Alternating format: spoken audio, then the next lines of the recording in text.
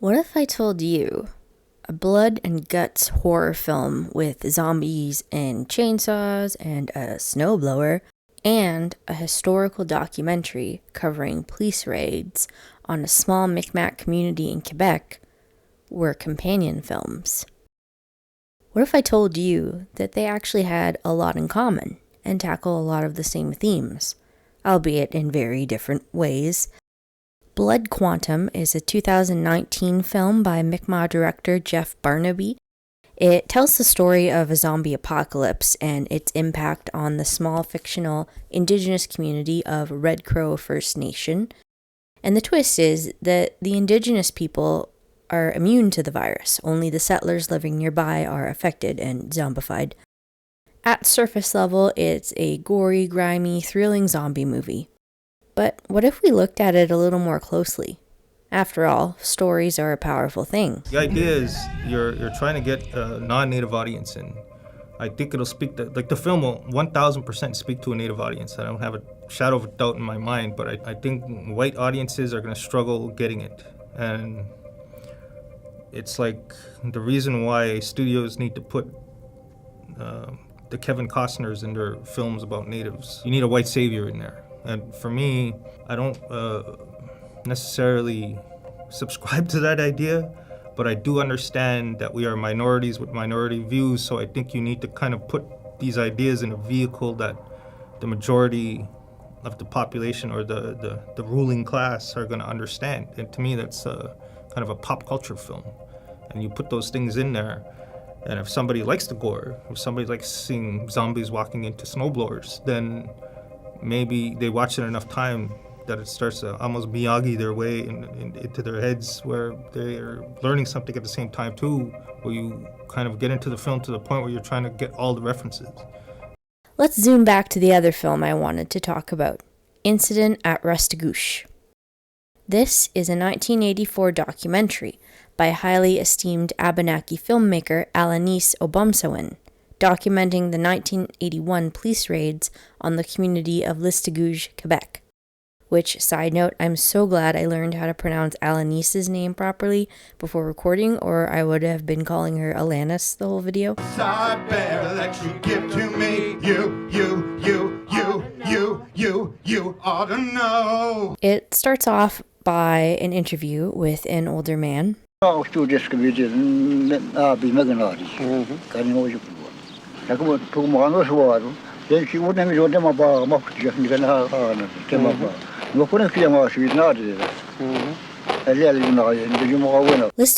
Micmac First Nation is located on the Restigouche River in Quebec, and New Brunswick is just across the river on the other side. It's a relatively small community with a current population of about 2,000 people.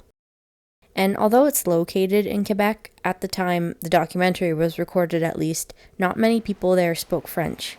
As far as finding jobs in the area, well, that's almost impossible. First of all, where basically our second language is English. There may be just a few people who understand or speak French. And whenever you go to apply for a job, even in Campbellton, the first thing they'll ask you is, are you bilingual? And if you say yes, Micmac and English, well, they'll ask you, do you speak French? And if you say no, well, I'm sorry, we need somebody bilingual. The community has always had an important relationship with the salmon nearby. They used to spear them, and they had a torch in the front of what they call in my language, saxigwaj. Saxigwaj, yeah. Saxigwaj means that's like you would use a light on a wild animal, a torch in front of his boat on the salmon pool. That's the way the old timers used to get them. And then when they came with the weirs, you know, the white people, when they start catching the salmon themselves, well, the Indians adapted to that, and we kept that ever since. See, you have to understand how the salmon run. There are 4 runs. The first run of the pink salmon, which we call that's the salmon that's going upriver to spawn, that happens traditionally. The Micmac start fishing around the 1st of June. Then you have the final run of the year, and that lasts for about a week, week and a half, 2 weeks at the most. So see, we're talking about 6 weeks in a season. However, the Quebec government implemented stricter fishing laws on the community, infringing on their treaty rights. Now, the territory in question falls under the Peace and Friendship Treaties of 1779, one of the earliest treaties established in Canada, which makes sense because European contact happened earlier on the East Coast. These treaties were signed with the Abenaki Confederacy peoples, which included the Micmac, and Great Britain. And the treaty guaranteed hunting and fishing rights for the Micmac, with specific wording as follows. The said Indians and their constituents shall remain in the districts before mentioned, quiet and free from any molestation of any of His Majesty's troops or other his good subjects in their hunting and fishing. The treaty was confirmed again a few times in modern law, once in New Brunswick court in 1980. But when the missionaries came, they figured us to be nomads, but we weren't. We always had a permanent village here and another one right across the river here, Attleville. But this was always our territory. I was born in 85, and I'm the oldest woman on the mission. I had a big barn over there. We buy all what we short and all what we want, we buy it. I don't owe a cent nowhere. I pay everything. I don't like that when I take credit.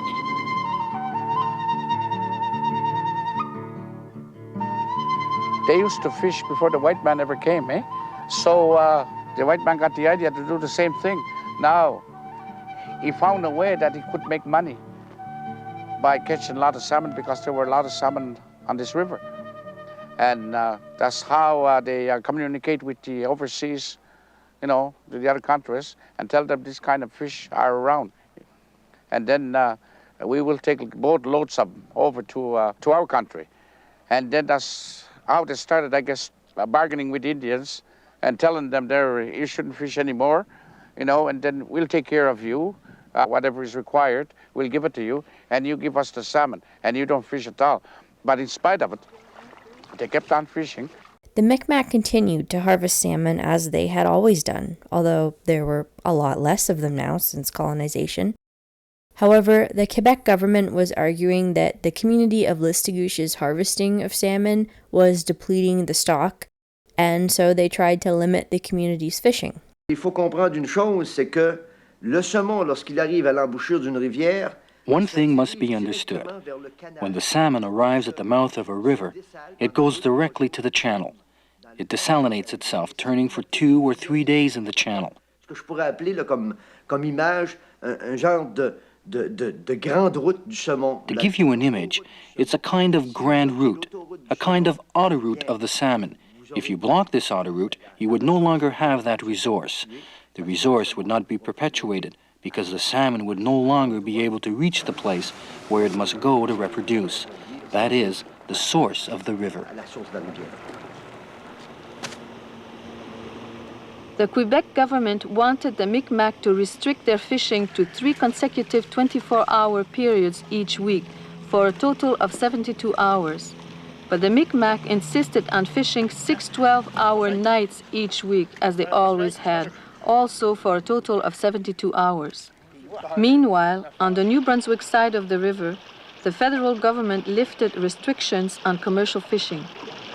The catch for the New Brunswick commercial fishermen that year was 109 tons. The fisheries of the other Atlantic provinces and the international fishing fleets off Greenland and Newfoundland took 3,285 tons, intercepting Atlantic salmon on their way back to Canadian rivers to spawn. Sports fishermen from Newfoundland to Quebec took a further 867 tons.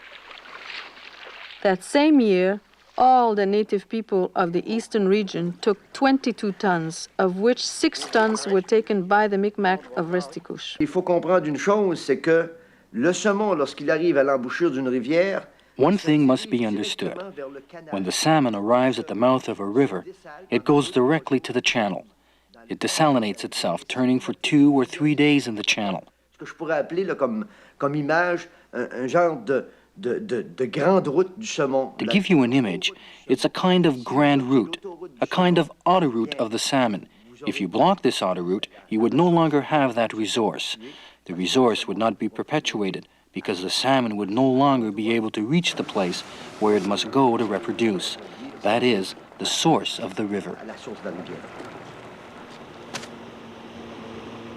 The Quebec government wanted the Micmac to restrict their fishing to 3 consecutive 24-hour periods each week for a total of 72 hours. But the Micmac insisted on fishing 6 12-hour nights each week, as they always had, also for a total of 72 hours. Meanwhile, on the New Brunswick side of the river, the federal government lifted restrictions on commercial fishing. The catch for the New Brunswick commercial fishermen that year was 109 tons. The fisheries of the other Atlantic provinces and the international fishing fleets off Greenland and Newfoundland took 3,285 tons, intercepting Atlantic salmon on their way back to Canadian rivers to spawn. Sports fishermen from Newfoundland to Quebec took a further 867 tons. That same year, all the native people of the eastern region took 22 tons, of which 6 tons were taken by the Micmac of Restigouche. So Quebec said that they were blocking the salmon from reproducing, when at the same time on the New Brunswick side of the river, there was commercial fishing going on like crazy. So not only did the Quebec government not have the authority to dictate how much the Micmac could fish because of the treaty rights, but quite honestly, the law was just unjust and stupid, since the community was fishing largely for sustenance and just doing what they had always done, while just across the river, commercial fishing was happening on a much larger scale. So the community members asserted their rights and kept fishing anyway, and that's when Minister of Fisheries at the time, Lucien Lassard, whom Alanis interviewed as part of this video, ordered a police raid into the community. Now, Alanis had heard of an impending raid ahead of time, and so she headed to Restigouche, which is why we have the documentary with footage of the raid actually happening and people being interviewed about it as it was happening. And Alanis has done this a lot over her career as a filmmaker. So, for example, one of her best-known films, Kanesatake, 270 Years of Resistance, captures the Kanesatake resistance, aka the Oka crisis. And she's literally in the community behind the blockade lines as it's happening. And if you don't know about the Oka crisis, it was when the Quebec government tried to expand a golf course built on Mohawk land, and when the community resisted, the government sent in the fucking military. I may make a video on this in the future. So as you can see, Indigenous resistance and government infringing on treaty rights and blockades and cops being violent and unjust arrests are all things that are not new. But back to Restigouche. Alanis is there, she's filming these raids, the cops are forcibly removing nets from the river and waving their batons around.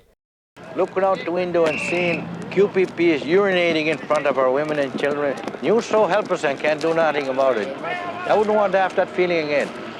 As if you were behind bars. I didn't want to move around too much at a time because they were threatening to hit anybody with that stick, you know, and had guns and everything else. There was no telephones working at that time. Everybody says the same thing. At the time when they heard the helicopters, the phone service was out. I just came home, and the police were just marching down this road here. And my sister told me, why don't you get the camera and get some pictures? So naturally, I went to get, camera and went to take pictures. I had no idea they were gonna come down over here. They had their boats or whatever, they're coming down. I had no idea at the moment. So I went down, took some pictures. There were so many cops, I couldn't believe it. I couldn't get them all on film. So the cops got violent, they started beating people up.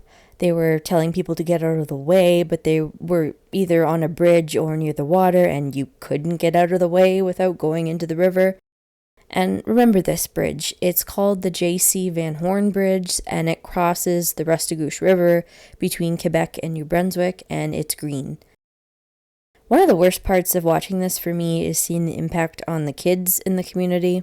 The bridge was blocked on the New Brunswick side of the river by the RCMP, cutting off most of the children who were at English school here in Campbellton. Well, the teachers told us that there was a raid, and they wanted us to stay in the school around, so we just didn't want to stay around, so we just left. The cop man said, "No, stop, don't go across, you might get hurt." So we didn't listen to him, and we sneaked there. We went under the catwalk and got onto the bridge. And I was sitting on the catwalk, and RCMP came along, and he wanted me to come up with him, and I said no. And I just ran. He just swung a nightstick. So I didn't know where Jimmy was, so there was me and my friends. When we went across, we seen a whole bunch of cars lined up and policemen and everything. And I seen a man with a gun, a big gun that has a big barrel. I think it was a gas bomb, I think. Then we went across the bridge, then we seen the QPP. And the QPP, they were all lined up on the road, right? We thought they were with us. And I ran across to go see them. Go, Philip, go. Vijay, run. I seen them chase Philip and Peter Swanson, and I just said, they're not on our side. I can't say now who came up to us and told us that Jimmy was, hiding under the bridge. And like when my husband found out about our son there, he went over, he just pushed his way through. He went under the bridge, let's say on the Quebec side, and that's where he found my son. We were at that stage that day. We didn't give a damn, and brought him across, and he stayed with us for the rest of the day. But he was scared, he was crying, he felt like, Daddy, help me. It was awful. What can you do or say to a child to make him feel better? He was just glad he was home with us. And this was just the first raid. A few days later, the police came in again. 9 days after the first raid, at 5 a.m., the second raid began.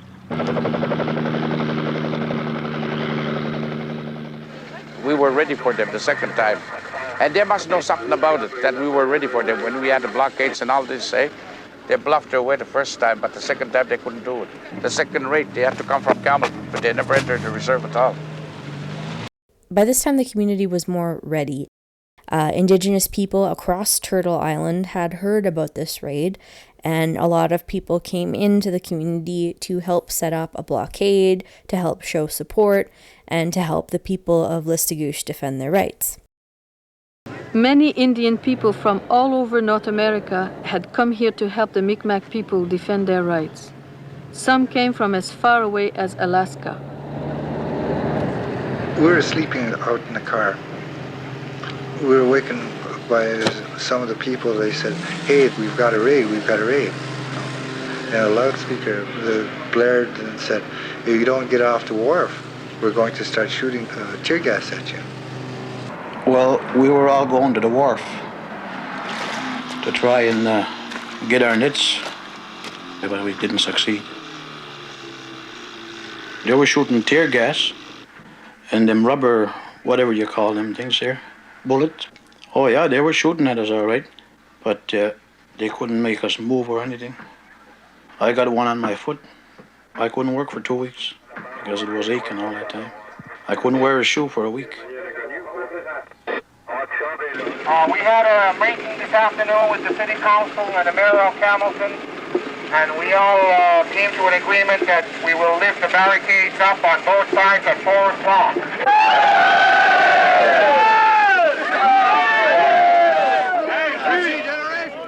And in part of Alanis's interview with Lessard, she directly confronts him about Indigenous sovereignty and rights. When you came to Restigouche, I was outraged by what you said to the band council. It was dreadful. The chief said, "You French Canadians are asking for sovereignty here in Quebec. You are saying, it's your country and you want to be independent in your country. We're surprised that you don't understand us Indian people and our sovereignty on our land. And you answered, you cannot ask for sovereignty, because to have sovereignty, one must have one's own culture, language, and land. Sa langue et sa terre. Est-ce que, à l'intérieur, actuellement, selon, on va reconnaître, par exemple, le gouvernement du Québec. The government of Quebec will recognize a collectivity at Moriah, which is entirely sovereign. How far does that sovereignty go? It's a question of definition. Does it go as far as, for example, control of the whole resource? Certain native chiefs are creating illusions for the native people. The Gaspé Peninsula, New Brunswick, Nova Scotia, etc. It belongs to us. Do you mean to tell me at this point Montreal too belongs to you? Of course, all Canada belongs to us. Are you saying that you're going to exclude us? Did we tell you to get the hell out of here? We never said that. We always shared. You took. Instead of being proud of us, you talk of your history, your Quebec. The history of Quebec does not begin with the French Canadians. The documentary also covers the legal proceedings as a result of these raids, because a bunch of community members were arrested, and this part is very maddening to watch. The trial was held at the courthouse in New Carlisle, Quebec. The judge was Yvon Mercier. Claude Jourdain was the Crown prosecutor. Defense counsel was Néry Cormier. And we were the witnesses, Faye and I. We went in the courtroom and we said our story, but the judge never believed us. What did he say? He said in French that we were all liars and that we were making it up. There was evidence, the pictures that were taken during the raid. He says that we made them up. That's what he told the audience in the courtroom. After I seen the pictures coming up, I'd expected him to ask me to leave, but I had heard this after the trial was over, but him accusing me of being hired to fake them. I didn't feel too good about that, because there's no way I could fake a picture like that. It's impossible. Because I couldn't hire the policeman to pose for me. Were the people resisting arrest? No, not at all, not that I could see. He got me so nervous when I went up to witness, I could hardly say my name, so he hollered at me. And then I even got more scared and stuff, but I didn't get confused. I told him exactly what I seen, and he still didn't believe us. Basically, the judge was just saying they were faking everything, from pictures to witnesses, any evidence that existed, the judge just was having none of it. And so I don't feel bad of making fun of the judge for his courtroom drawings, because he's a fucking asshole, so here we go.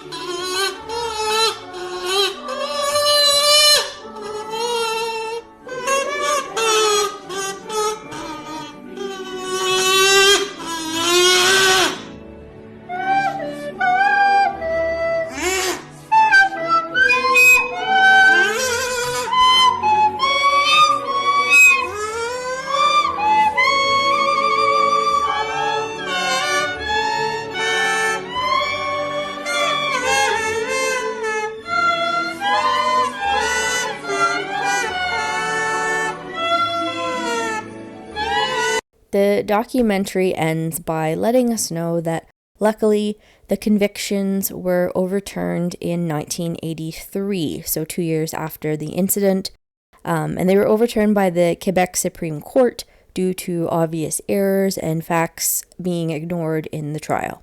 And that's good news, I guess, but anyone who's ever been through anything court or legal related knows it's fucking awful, and it's bullshit, and it takes up the majority of your ambient brain power for the entire time that it's happening, which is usually years, because it's very, very stressful.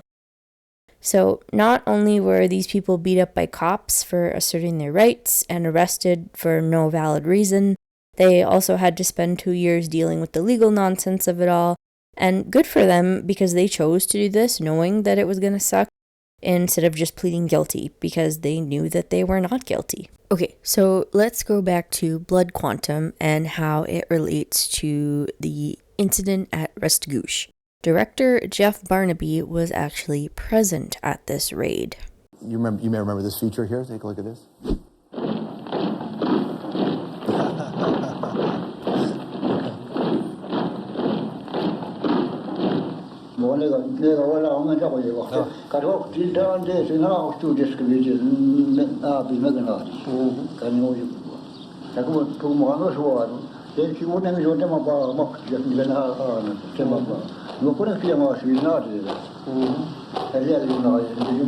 It's a documentary, Alanis Obomsawin, right? You know, and that was an important documentary. But what did that mean to you?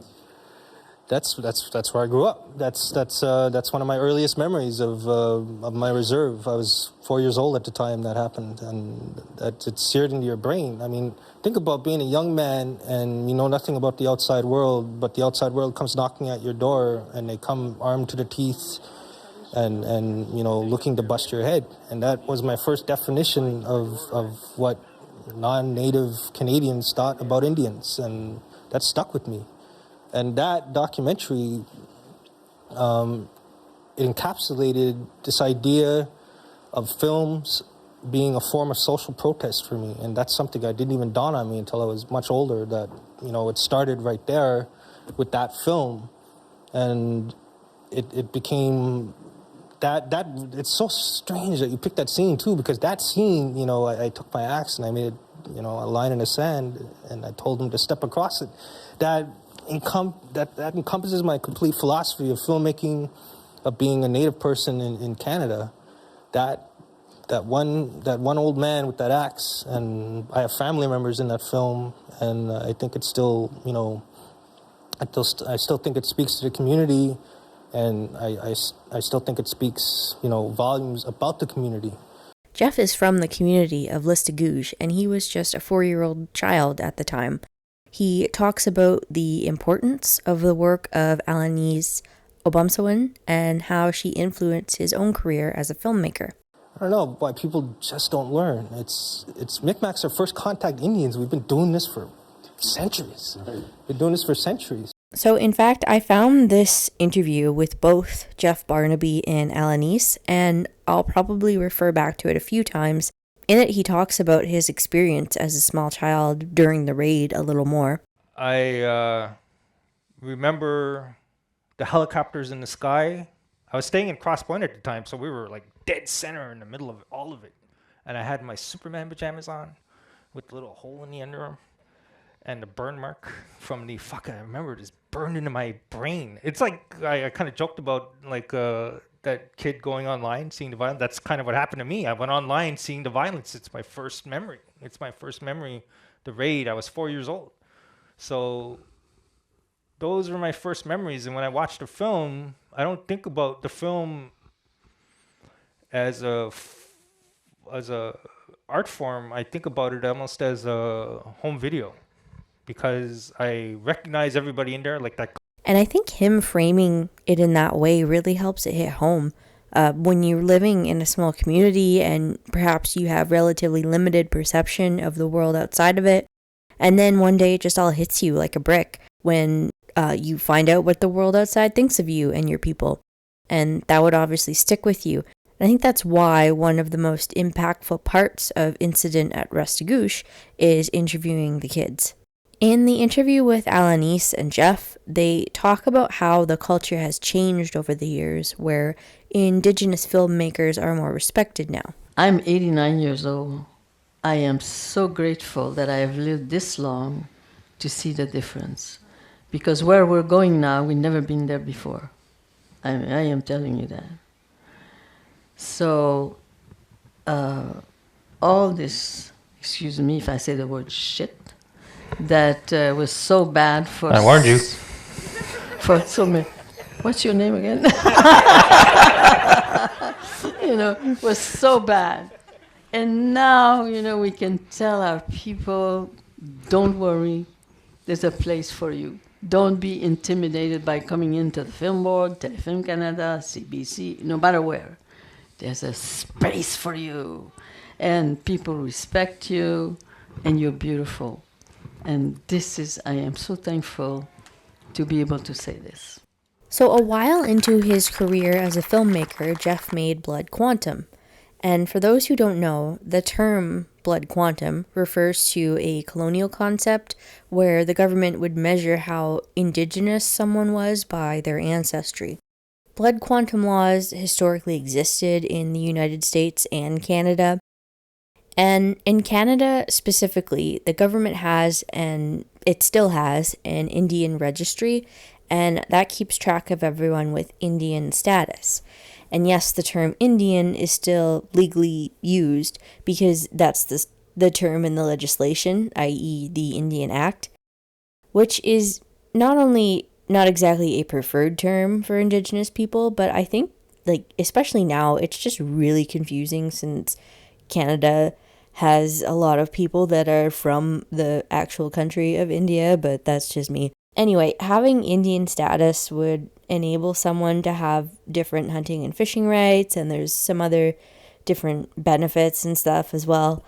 However, there was discriminatory practices going on with who got status and why. So, for example, for a long time, an Indigenous woman could lose their status by marrying a man who did not have status.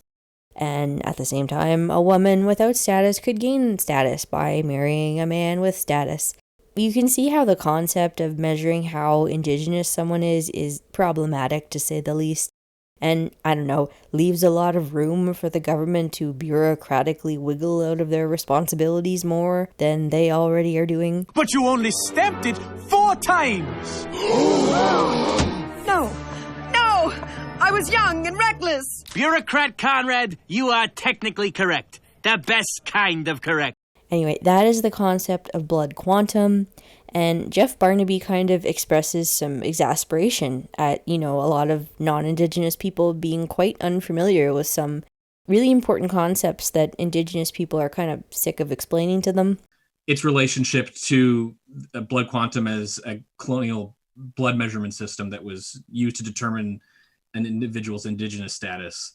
And I know you've spoken about this a lot, but was that title from the beginning? And another question I'd add to it too is, was there ever any thought from the producers, especially as some people aren't familiar with the concept, to foreground that term or use that term in the film itself, or it's not something that you ever wanted to explicate in the film, but sort of?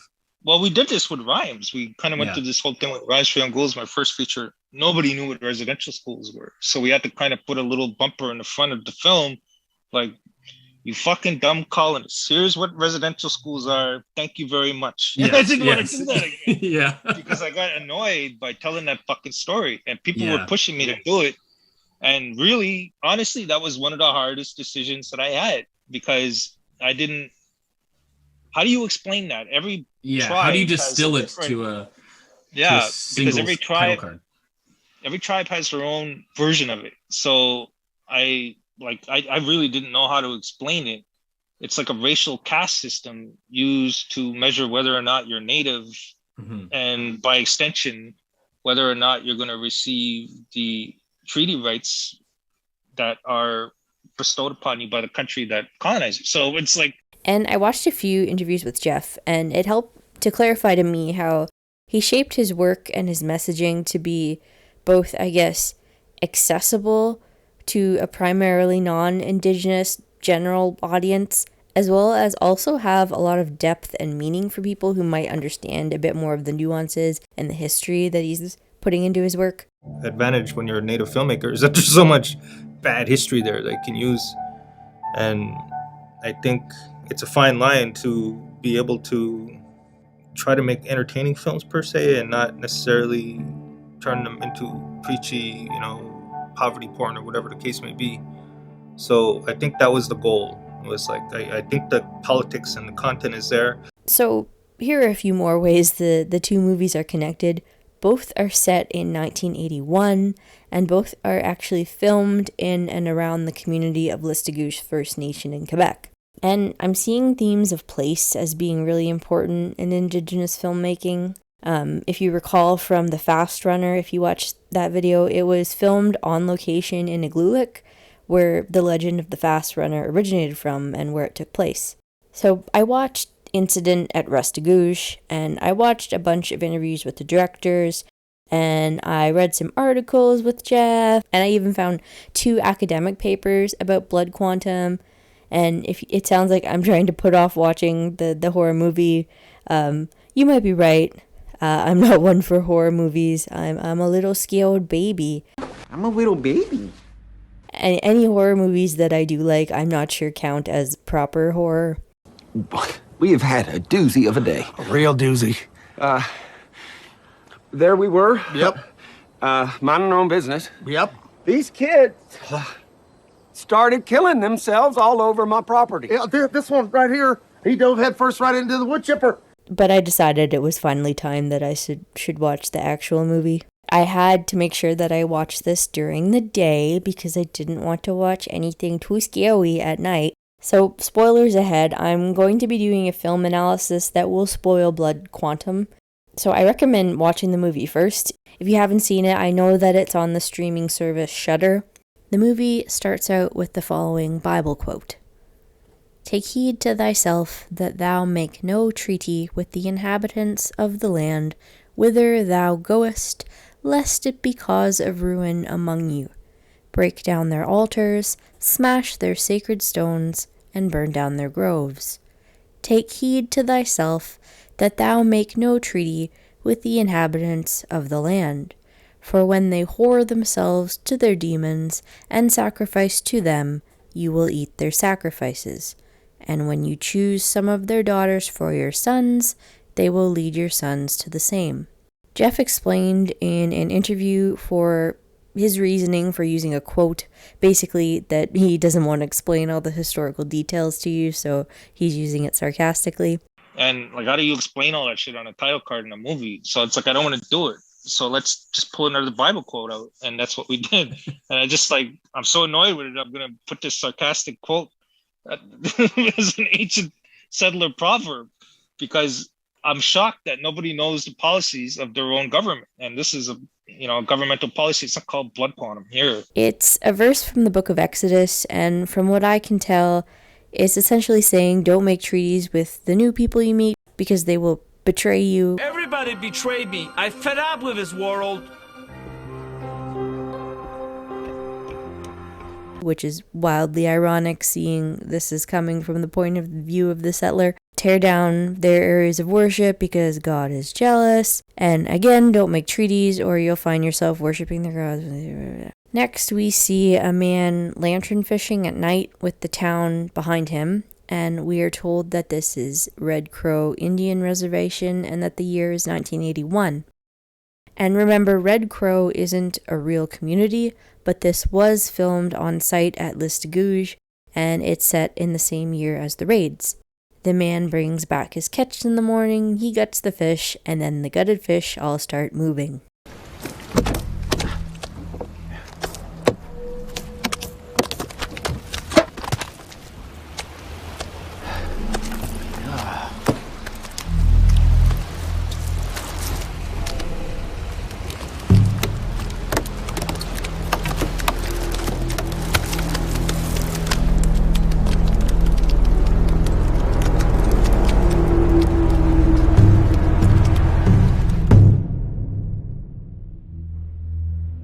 We see one of a few animation sequences in the film. There's a polluted landscape with a pregnant woman with vines going down the hill into a fetus. And in an interview, Jeff talks about the theme of women in his movies. This kind of poisoning of a pregnant woman at the beginning of Blood Quantum. So how do you relate to these ideas of women protecting the earth and some cultural... It wasn't an abstraction for me. Like, I didn't experience Native women vis-a-vis screen. Like, they steered my life. My mom was hard, man. My mom was hard. And she had expectations. They were hard to live up to, frankly. And she was a bull in a china shop, and I think I inherited that from her. She is probably the single most intimidating woman I've ever been around in my life, and it wasn't just me. It was with everybody. She was my blueprint, actually, along with Alanis. Like, it's kind of interesting that women in charge is such a new concept to the West. Because for me, it's always been like, it wasn't weird to see a woman Native director in charge, because I've been surrounded by Native women in charge my entire life, so it didn't seem like a weird thing at all. I thought the animation sequence was really pretty and striking, and I think there was supposed to be more animation based on another interview with Jeff. Particularly in the original script, because we didn't have a ton of money, so there was just like a ton of stuff that got pulled out thematically that I was trying to work its way back in.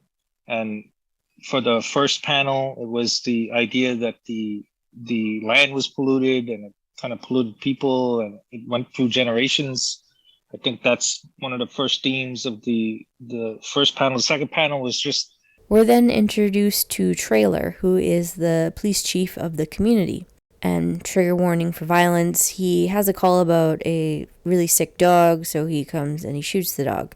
We then meet Joss, and we learn that Joss and Trailer are exes, and that they have a teenage son together named Joseph, who is in trouble with the law on the regular, seemingly. So I'm now going to do what I did for my Atanarjat video and make a little family tree to refer back to so that we can keep track of everybody. There we go. Trailer gets some calls on his police radio. There seem to be some weird things going on. I'm just trying to get organized. Today's been crazy. Really crazy. Burner called earlier. Said some drunk white guy was trying to eat his chickens, and that if you didn't show up soon, he was going to blow his fucking head off. They mention a white guy going around and trying to eat someone's chickens. Someone named Lysol got picked up. And then Trailer's dad also called, and he sounded scared. Trailer goes to his dad's house, and we see that it's the old man from the beginning of the film. And we are then introduced to Gisigu, Trailer's father, so we'll add him in here. And here we hear the first words in the Mi'kmaq language spoken in the film. Bijabas. Look inside. And back to an interview with Jeff about the significance of this. And I know how my mom was raised a lot like Alanis was, where she was like not allowed to do certain things. Bear in mind, natives weren't even allowed to leave the reserve without permission until the 80s. So my mom going to university, learning her language in her 20s, not through her grandmother or her mother, because both of them went to residential school, so they were ashamed of it. So she went to university and got her master's degree in education, learned how to speak Mi'kmaq, came back to the reserve, built a school there where they are now completely moving towards teaching in fluent Mi'kmaq. And what he's talking about is kind of a pretty amazing thing to happen. So if you're unaware, one of the many traumatic influences of residential schools on Indigenous peoples was basically their attempt to eradicate Indigenous languages and force Indigenous children to speak either English or French. And children were often very cruelly punished for speaking their native languages. So this had the result of multiple generations of Indigenous peoples not really knowing their own language. And like what Jeff was talking about, universities actually continue to be a place where Indigenous languages are kept alive. So like in Jeff's mother's case, you could go learn your language again from knowledge holders that are at the university and teaching the language, and then bring that back to your community, and then get the new generation of children learning that language again. So back to the film, Gisigu shows Trailer the cooler of gutted fish, and they're still moving, so they go outside to burn it. And Trailer has the dead dog from earlier in his trunk, and we see that it has zombified too, so they burn it as well. Next scene, we meet Joseph, who is in jail with another guy named Lysol. Like, I knew Dad wouldn't come get you, but he'd come get us. So I got arrested town, he said. Oh, you think he's gonna come get you? He could just leave you. My mom wouldn't let him.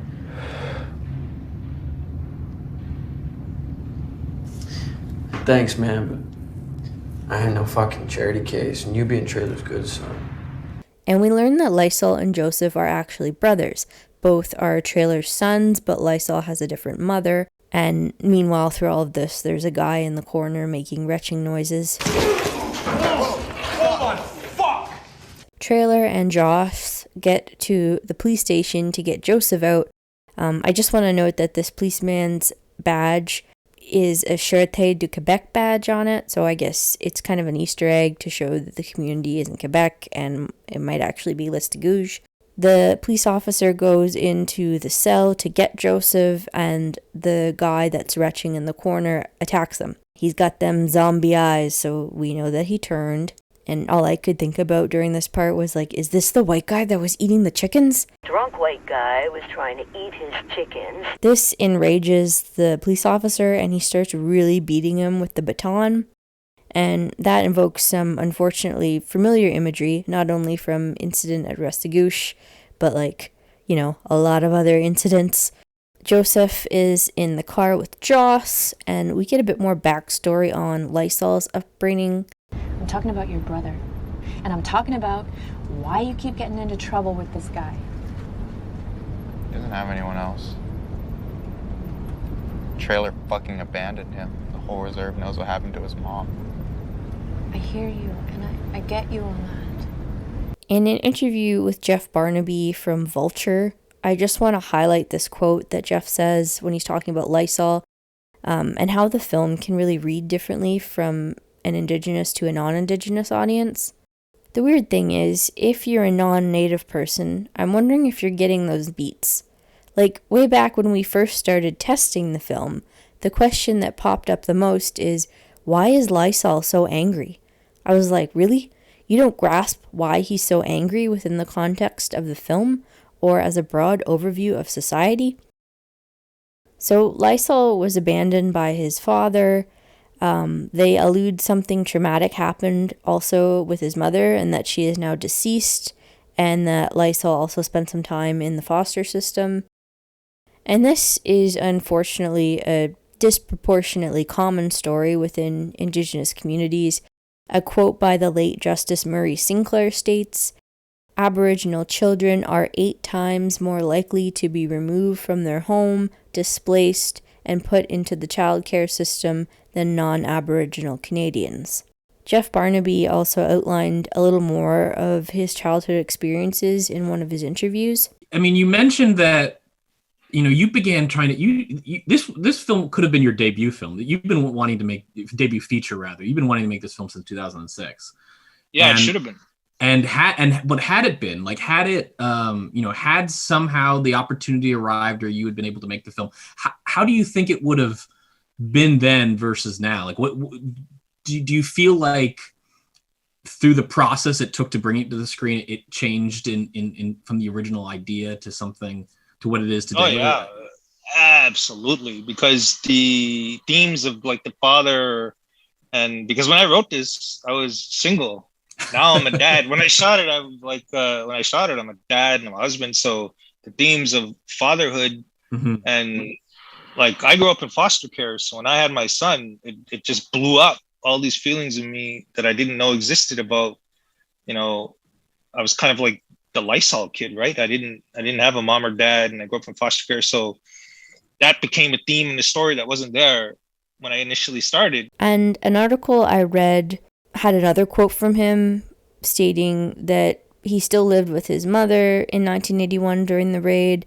Quote, "Before I got put into the system, I still lived in Restigouche with my mother and watched from our dumpy basement apartment as 800 plus Quebec Provincial Police and Department of Fisheries officers flooded the reserve, blocking off the only 3 entrance points. I remember it distinctly. I had my Superman pajamas on with the burn hole in the arm that I had gotten from an iron. It was the first time I had seen a helicopter.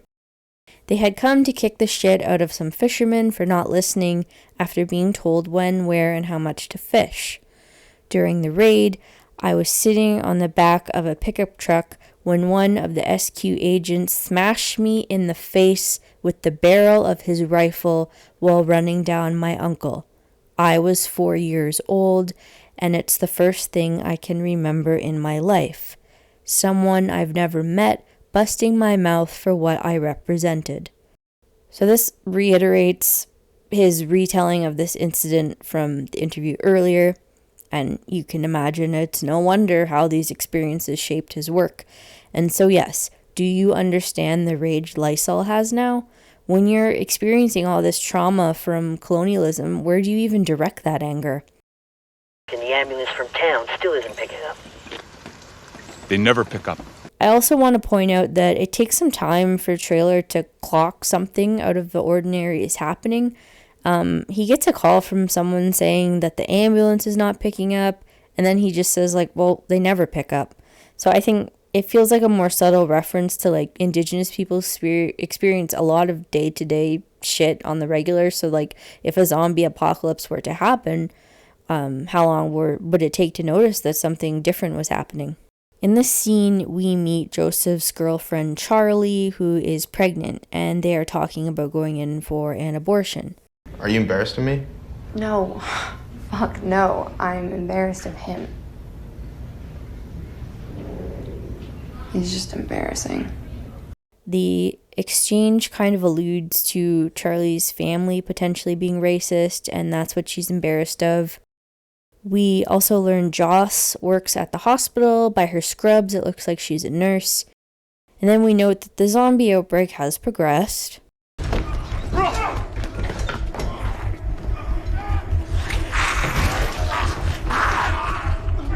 We see Trailer responding to a call.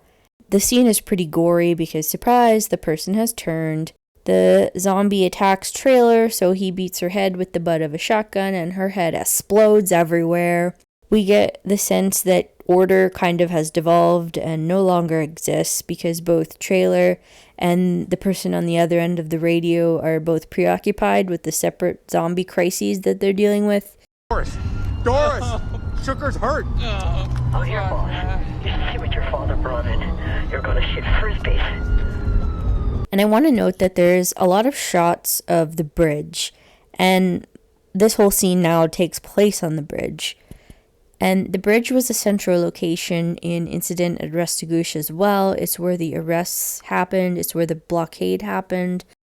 And all I could think about was, like, from looking at the footage of this bridge, is the footage from incident of the kids escaping on the catwalk part to get past the police barricade. So Joss has clocked what's happening already before everybody else. She knows the dead people are coming back and that getting bit by them is bad. Estigay and moose.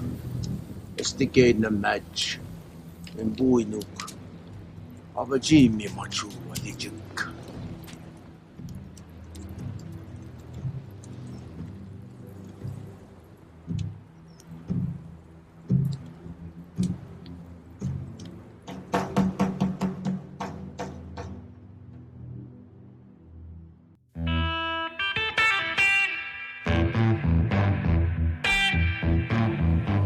Then we get a title card letting us know that we're now 6 months later.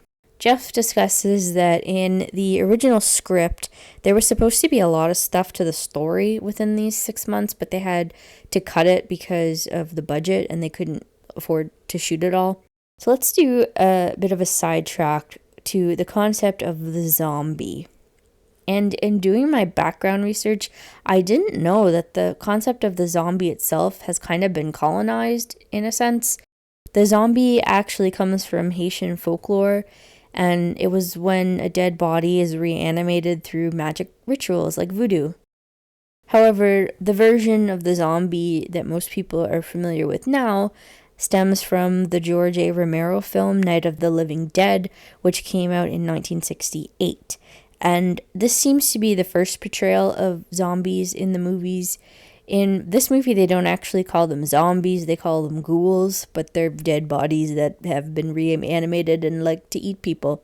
Contrary to Haitian lore of zombie creation through magic, Modern zombie lore has generally had zombies be created by like being infected by like a virus or something, or fungi, or green goo.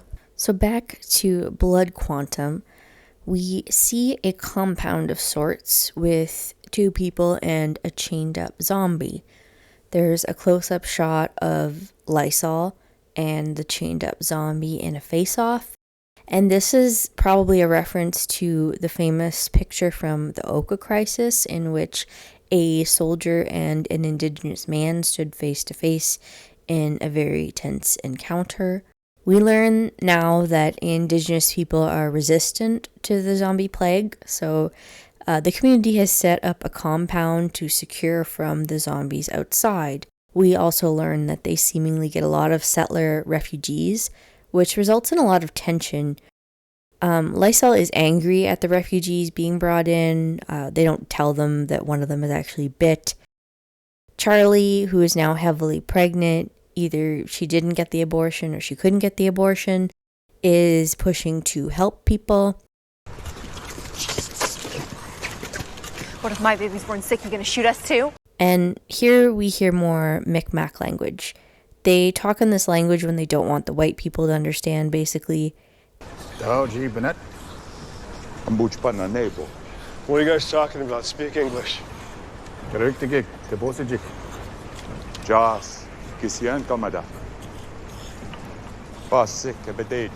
Speak English! And I want to sidetrack a bit more about language. So in Incident at Restigouche, we learn that for the most part, the community of Restigouche doesn't really speak French, despite being located in Quebec, which I think is notable because Quebec has really strict language laws to preserve its identity as a francophone province. However, Indigenous communities seem to sometimes diverge for this. I'm not really saying if this is a good or a bad thing or anything like that, just that it's notable. So, for example, Governor General Mary Simon, who is from Nunavik, which is the northern region in Quebec, was criticized for not speaking French when she was appointed because traditionally the Governor General is fluent in both English and French. Although Mary Simon is bilingual, it's just in English and Inuktitut. And she highlighted that a big reason why she doesn't speak French is they didn't teach it to her at the federal government day school she had to go to. So I just thought that was interesting. Even though Indigenous people are immune to the plague, they can still get eaten, so it's important for them to keep destroying reanimated zombies. And they don't call them zombies, they call them Zeds. And I appreciate the Canadian pronunciation of this letter. And then there's this part. Are you fucking crazy? You can't bring that here.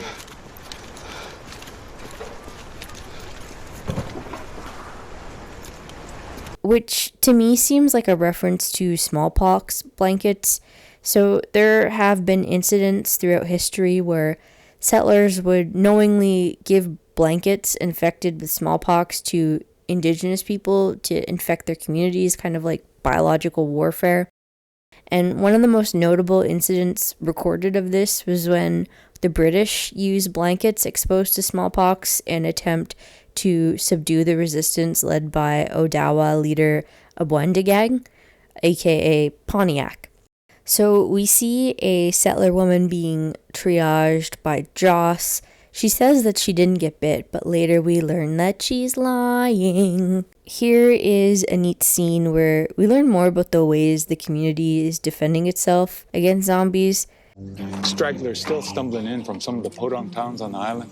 Pretty old and mangled. Don't move as fast, so they've been picking them off easy. So think of it like a gorier Home Alone. Though if you think about it, Home Alone was already pretty gory.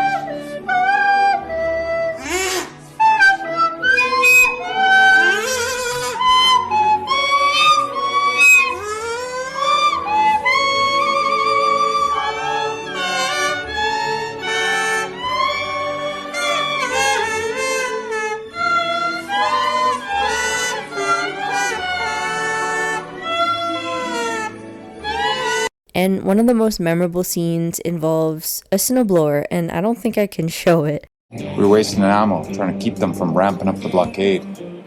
Bumper found a way around that without having to fire a single shot or mop up a single body.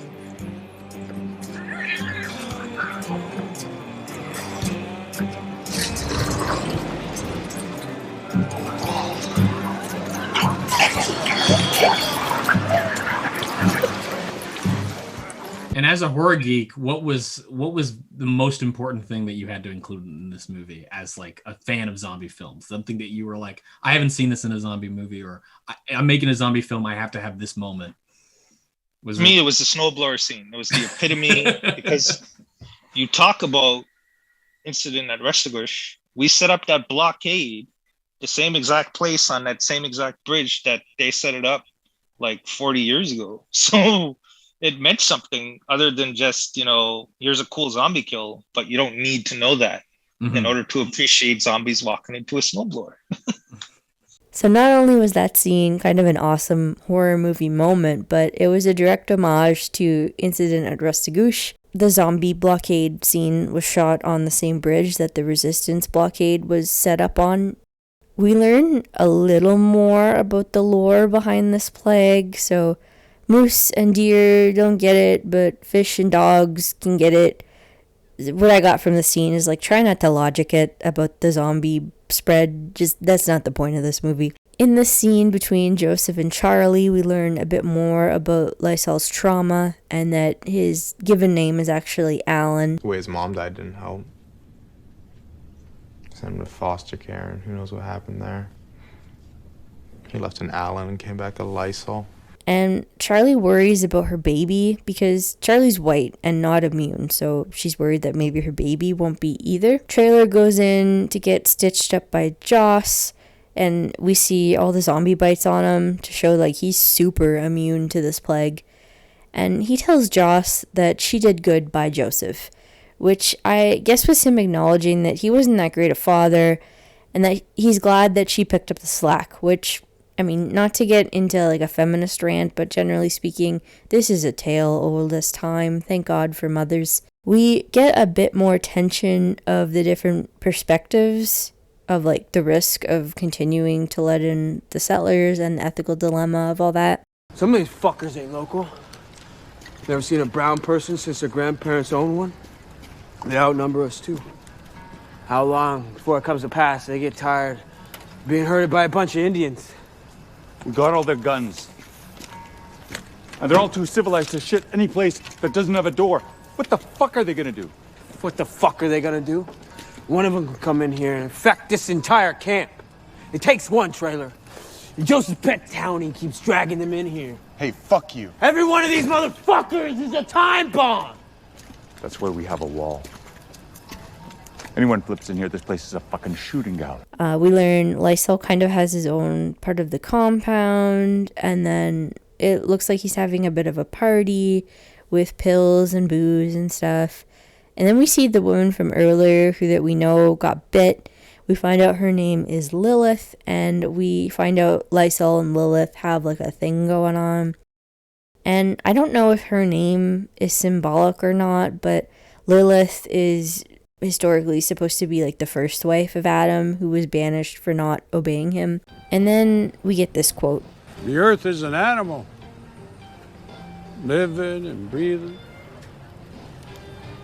Alessio, buenas tardes, tío.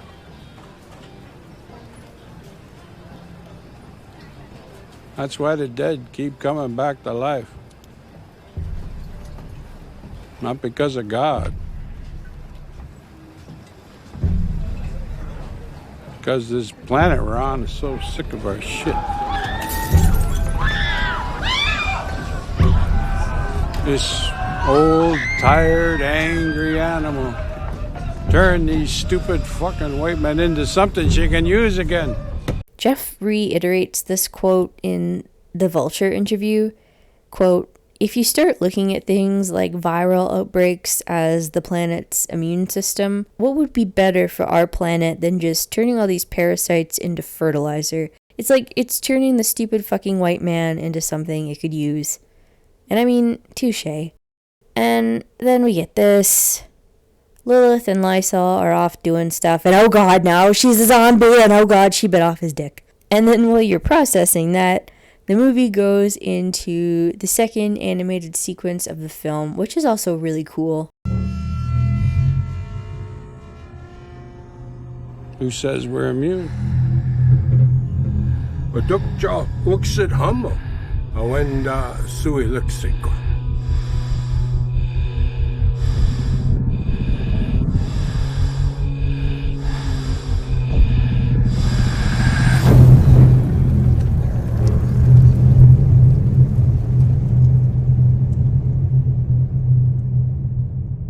And then we see Trailer and some other guys, Bumper and Shooker, I think the characters' names are. It's hard to tell who's who when everything's so dark. They go to clear out a bunch of zombies from a building. And I have never swept a dark, creepy house with a gun before, except in a video game. So to me, this scene really made me feel like a video game. And so they do that. There's a shotgun, and there's a chainsaw, and Gizigu has a katana, and he's not surprisingly very badass with it. And meanwhile, Joseph has an injured Lysol in the car to get away. And I'm so sorry, but this is all I could think of at this moment. This man has no dick. There seems to be a sweet moment between the two brothers, but then Lysol stabs Joseph.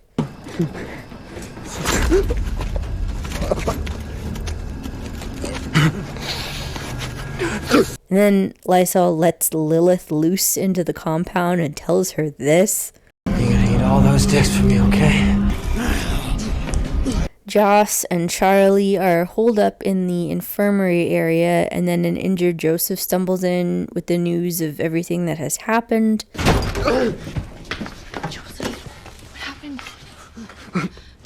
Lysol.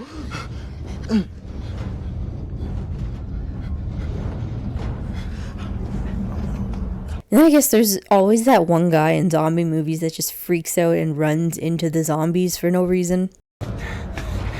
Wait!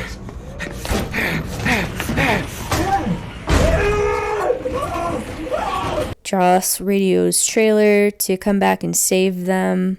Shooker takes the car to lure a bunch of the zombies away to give Gizigu and Trailer a better chance to get in the building. And while he's driving to track the zombies, he blasts the song Only Daddy That'll Walk the Line by Waylon Jennings, which poses the question, if you were trying to lure zombies away from your friends, what song would you blast from your car speakers? Comment below. So Trailer and Gizigu get there to save Joss, Joseph, and Charlie. Trailer tries to hold the door closed so that the rest can escape and realizes that he's going to have to sacrifice himself to save the others. And he says this. If I don't make it out of here,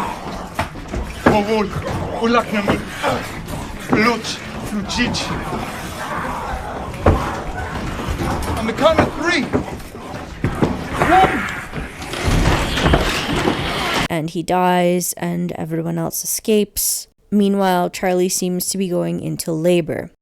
Lysol finds them, and it's not looking good. Joss tries to talk some reason, and Lysol says this. No, this goes back so much further than that. Which, when he says this goes back so much further than that, that really resonates. And Jeff addresses like kind of the different viewpoints of this in his Vulture interview. If you're talking about colonialism, I don't see how you can do that without talking about the patriarchy or inherent misogyny within the system. If you're going to talk about the character Lysol in the film being this post-colonial Indian that doesn't really grasp the concept of keeping the borders open or keeping an open heart or an open mind, which is traditionally what Native people have done when they welcome the survivors, I think you couldn't not address it because it's an issue within Native communities. What I'm taking from this is that Indigenous people taking in settlers and taking care of them is not a new thing by any means. And the resistance to that, in the form of Lysol, this resistance is perhaps representative of trauma inflicted by colonialism. That's what I got from that quote anyway. Things come to a head. Lysol is opening up a trunk to let a zombie loose, and so Josh shoots him, unfortunately not soon enough. The zombie attacks Charlie and bites her. I'm in bed. And Charlie is honest about that immediately, both to Joseph, to Joss, and to herself, which is perhaps, I don't know, symbolic of putting the well-being of your community first, even if it's at the detriment to yourself. And it's also just good zombie etiquette. Gizigu and Joseph leave Lysol to be eaten alive by zombies.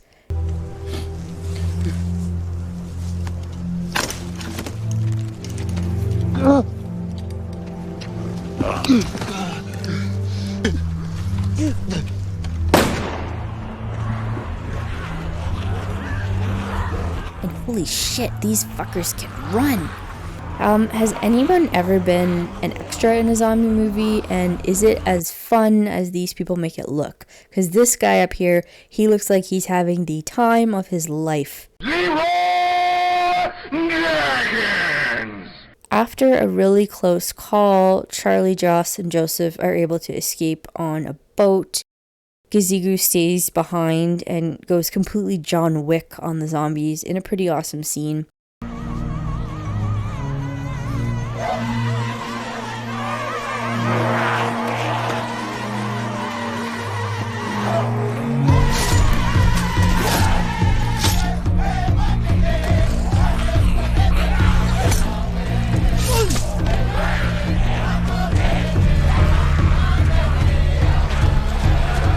And we get the final animated sequence of the film.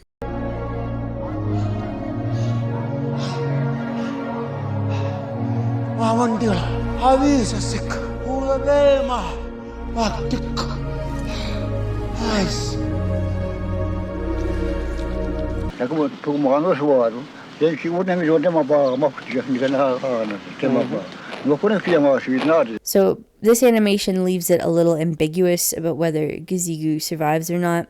Charlie gives birth on the boat. The baby is born alive, which hopefully means the baby is immune to the plague.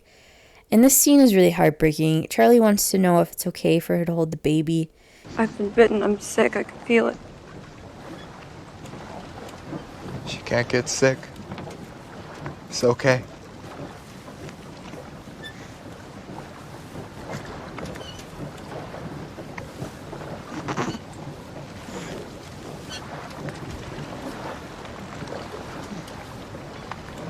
Thank you. Thank you so much.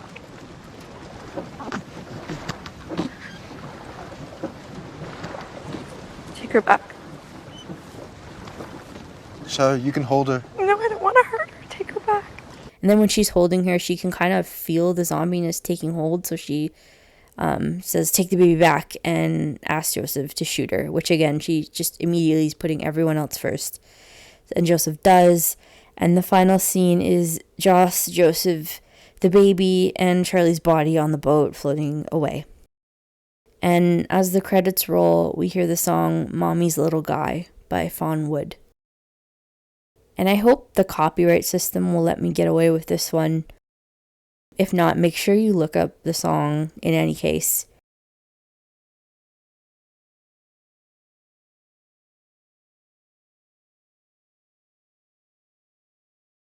And just everything together is really powerful. And I don't know, is it sad? Is it hopeful? What do you think? And that was Blood Quantum, and that was why it's a companion film to Incident at Restigouche.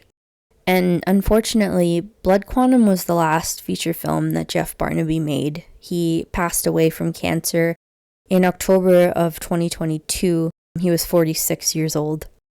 He's been honored posthumously with a grant program that supports Indigenous filmmakers.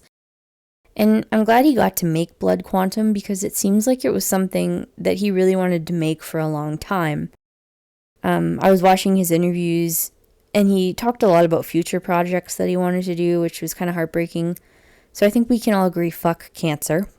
And as the film relates to Incident at Restigouche, I think one of the main takeaways for me is that resistance has always been present in Indigenous communities and Indigenous history. And Jeff mentioned this too, that This kind of thing is almost cyclical at this point. And a lot of the things that perhaps is new information to settler communities is very well known to Indigenous peoples. So like how back in 2021, a lot of people were shocked at the discovery of hundreds of children's graves and bodies at a formal residential school in British Columbia. But Alanis talks about this here. In the 60s, do you think they care? I was touring, I was singing all over Canada, many hundreds of schools, residential school at that time, and every place I went to a residential school, people would say, you know what, Alanis, there's a cemetery here, and it's unknown, and children some of them have been killed, and terrible.